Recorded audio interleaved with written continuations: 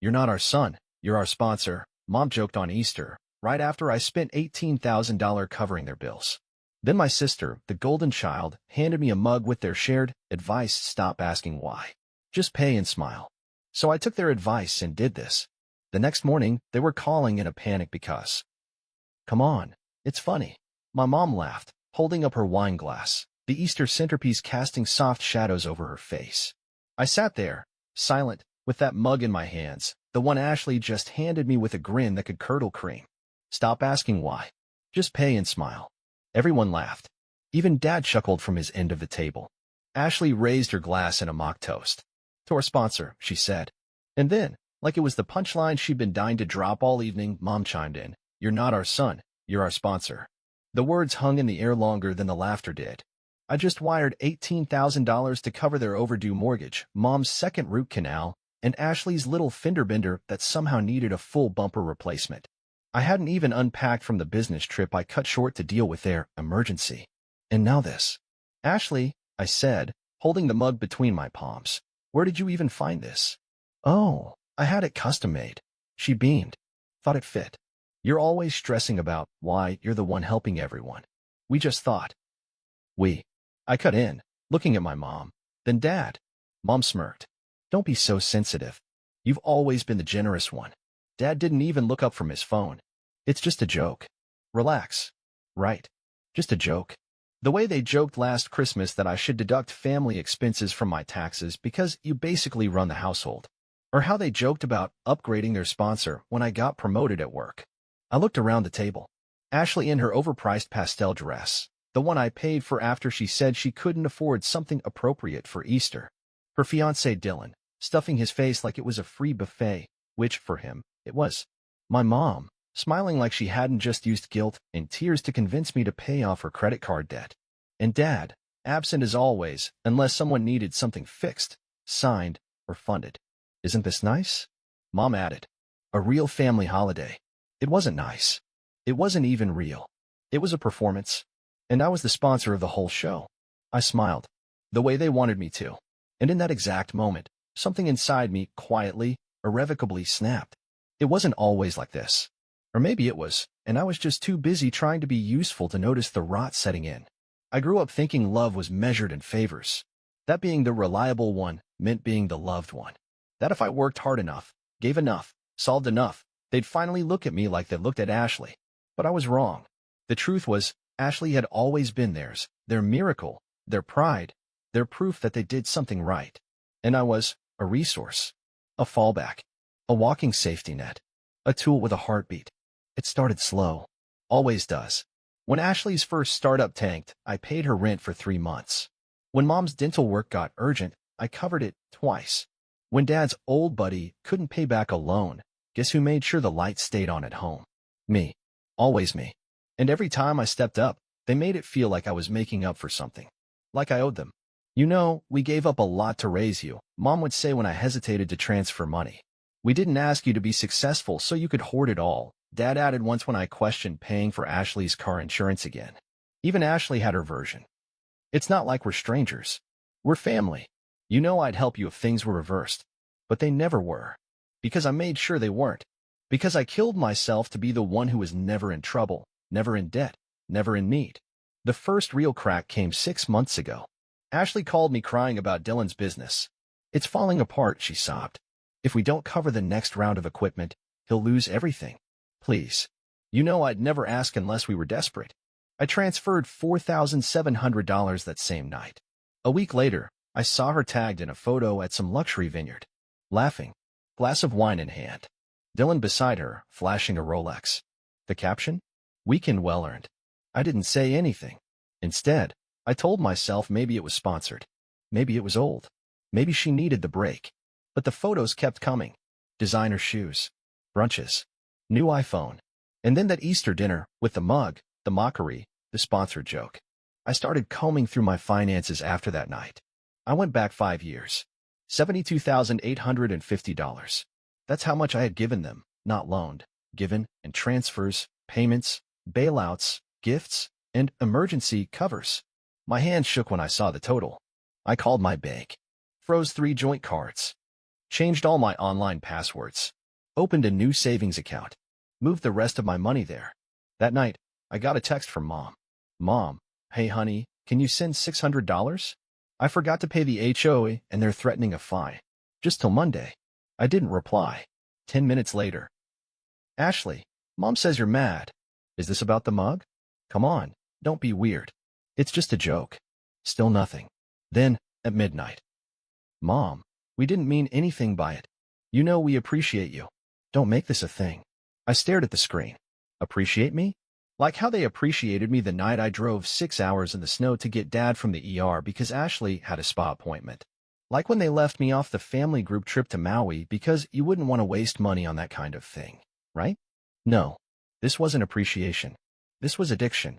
They were addicted to the version of me who paid quietly and asked for nothing. Well, withdrawal's brutal. The next morning, Ashley showed up at my apartment. I opened the door and she barged in like she owned the place. Seriously, she snapped. You're ignoring us now? I leaned against the counter. You mean like how you ignored my last raise, my last birthday, and every time I said I was overwhelmed? She scoffed. You're making a scene over a joke mug? No, I said. I'm making a scene over $72,000 and zero respect. That shut her up. She blinked. What are you talking about? I've tracked every penny I've sent in the last 5 years, I said. Every emergency. Every loan you never paid back. Every phone call that ended with me feeling like I owed you something. Ashley crossed her arms, defensive. We're family. You're supposed to help. No, I said. I did help. I helped you stay comfortable while calling me uptight. I helped Mom pay off her cards while she called me paranoid. I helped Dad with his projects while he told people I was cold. She rolled her eyes. This is so dramatic. What? You're cutting us off now. Going to punish us? I smiled. No, I said quietly. I stopped asking why. And for once, I smiled while saying no. That smile stayed with me the rest of the night. And apparently, word traveled fast, because by the next evening, I got an invite. Family Zoom call. Subject line. Let's clear the air. Ashley sent it. Of course she did. She never could stand not being the center of resolution. I joined the call at 7 p.m. sharp. Ashley looked polished in a way that screamed strategic charm. Mom was all pearls and practice concern. Dad, muted, disengaged, like always. Dylan hovered in the background with his shoulders halfway out of frame, as if afraid guilt was contagious. Hey, there he is. Ashley chirped. Glad you made it. We figured it's time to move on, right? Of course, Mom nodded.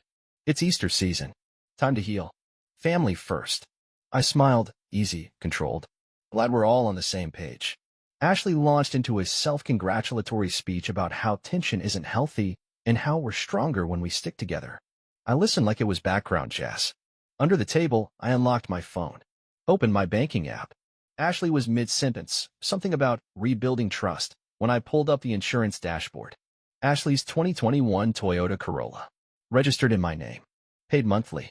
$249 auto payment. I clicked Cancel Policy. Confirmed.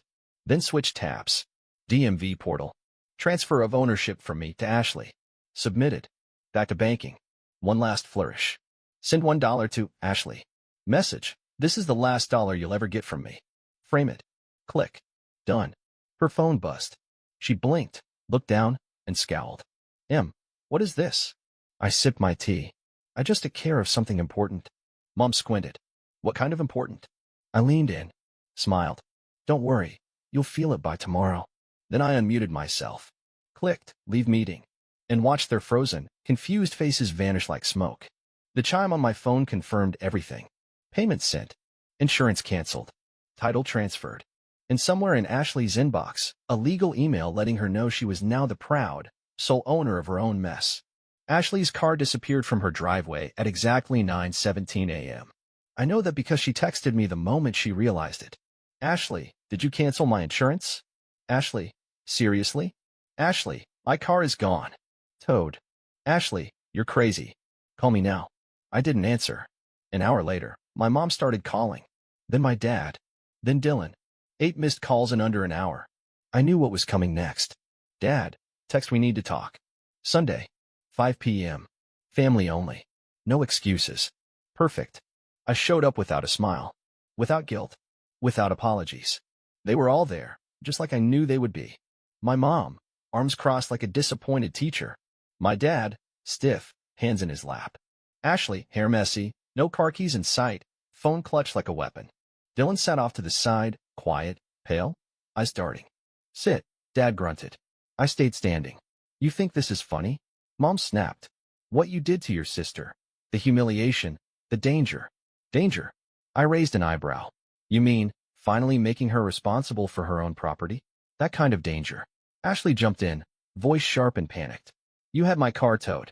No, I said. You had your car towed. I just stopped paying for it. I reached into my bag and pulled out a folder.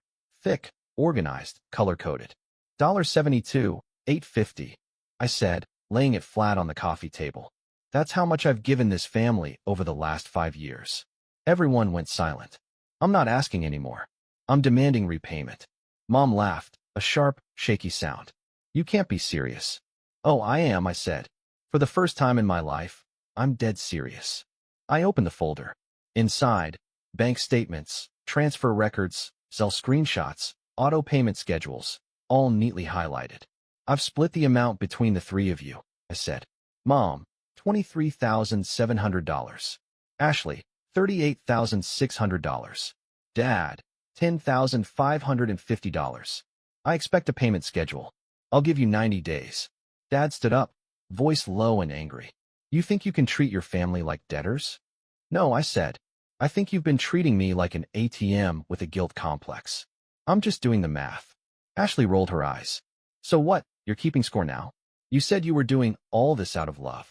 And you said you respected me. Then you gave me a mug that said stop asking why. Just pay and smile. I reached for another document and slid it toward them. Remember that emergency line of credit I opened for the family 3 years ago? The one Mom called just a formality? I pointed at the signature. It's binding. Legally. So yes, I can sue. The room was frozen. Dylan whispered something under his breath. What? Ashley snapped. He looked at me, then back at her. His voice shook. I told you this would happen. I told you he'd fight back. You told him? She shrieked. Are you kidding me? I trusted you, he said. You said he'd never push back. That he was too soft. Ashley's lip trembled. Mom jumped in again. You're overreacting. You're going to destroy this family. No, I said. I'm just closing my accounts. Then I pulled out the printout of the $1 transfer. I dropped it on the table. Transaction note. This is the last dollar you'll ever get from me. Frame it.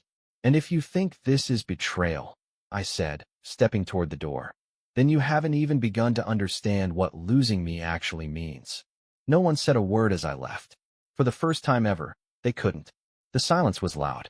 After I walked out of that living room with my folder and their jaws on the floor, no one reached out. No rage texts. No guilt calls. Not even a single passive-aggressive meme from Ashley. It was bliss. For the first time in years, my phone was quiet. Quiet because I'd made it that way, not because they were icing me out. I wasn't frozen. I was free.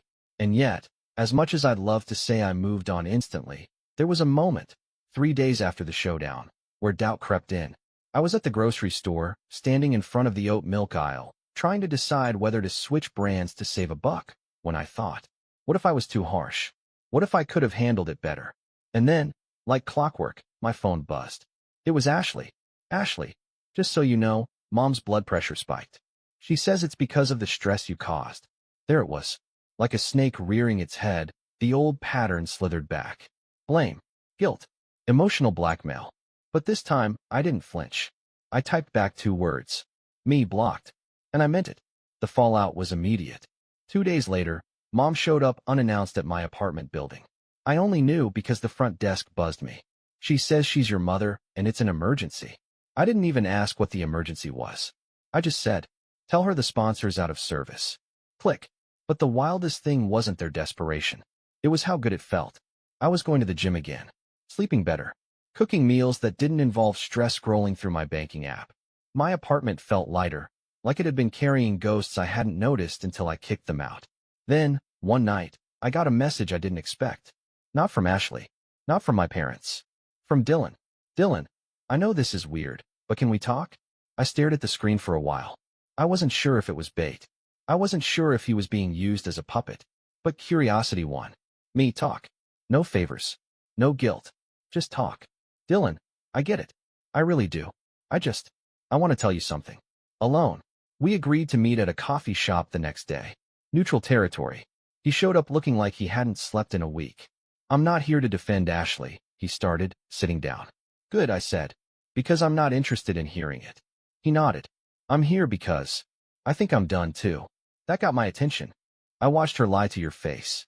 I watched your parents let it happen. And I kept waiting for them to show some decency, but they didn't. And now, he ran a hand through his hair. Now she's talking about suing you for emotional distress. I blinked. Seriously? He nodded. She's spiraling. And honestly, I don't think she believes it'll work. She just wants to punish you. I leaned back. And where do you stand? He looked me in the eye. I'm out. I'm done financing delusion. I've already spoken to a lawyer.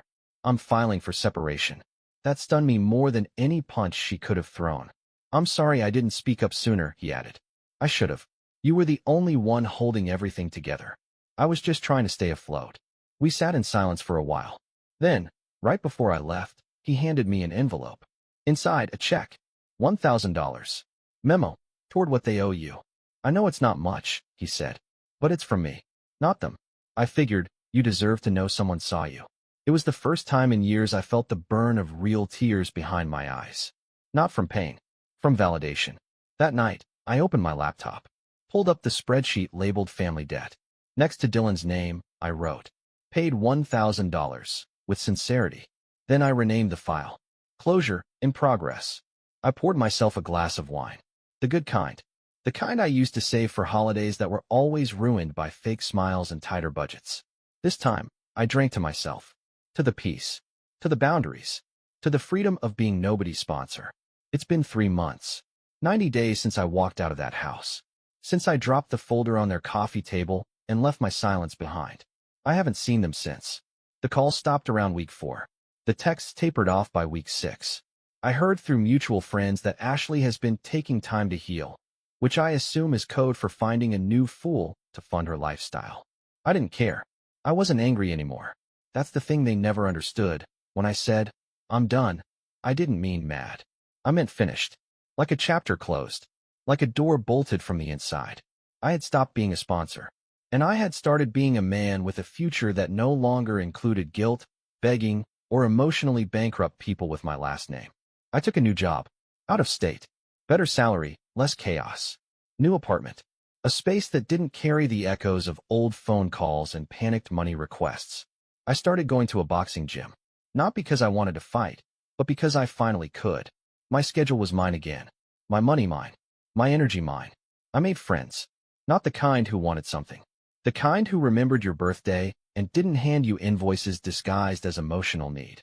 I even started dating again. Someone calm. Someone kind. Someone who asked, what do you need today, instead of, can you help just this once? Life wasn't just better. It was real for the first time in a decade. Then, last Sunday, exactly 90 days from the confrontation, something unexpected happened. I got a notification. A deposit. $1. From Mom. The memo? Thought you'd want the mug framed properly. I stared at it for a full minute. At first, I thought it was bait. A joke. A passive-aggressive attempt to pull me back in. But then another notification hit. Another $1. From Dad. Interest. I'm told I owe you more.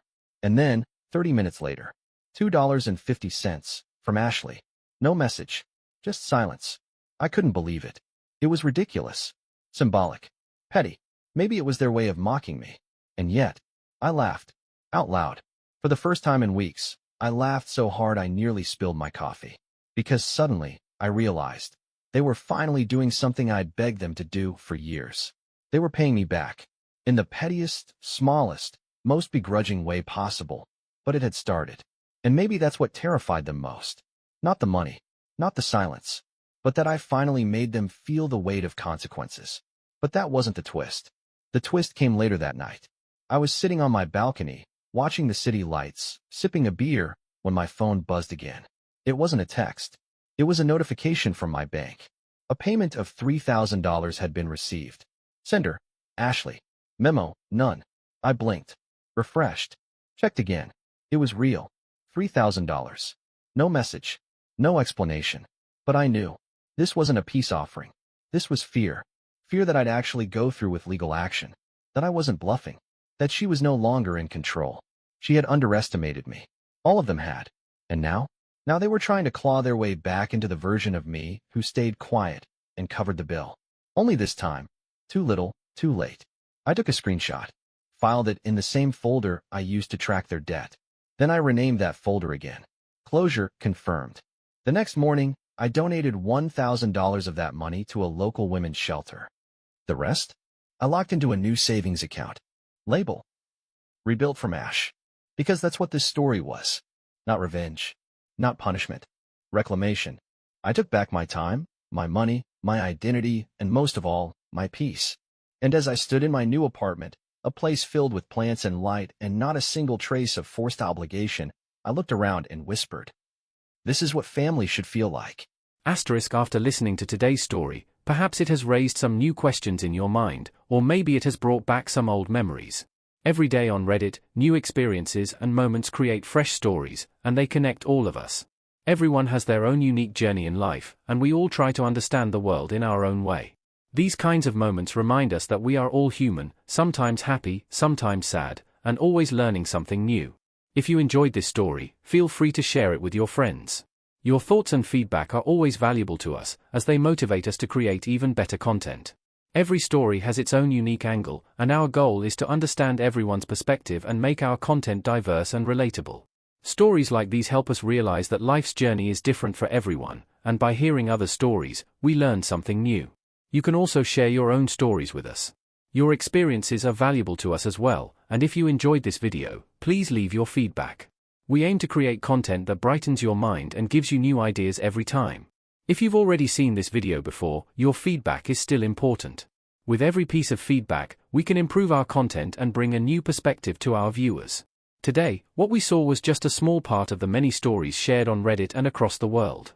It's a reminder of how we all try to understand life by sharing our experiences with each other. This video was only an example of how we try to connect with others through storytelling, learning about different sides of life. We hope to continue sharing such stories that help us all learn and grow together. Thank you for your time, and don't forget to keep an eye out for more stories coming soon. If you haven't already, please like and follow for more amazing content. Your support keeps us going, and we will strive to bring you more thought-provoking and heartwarming stories. Until next time, take care and stay curious. **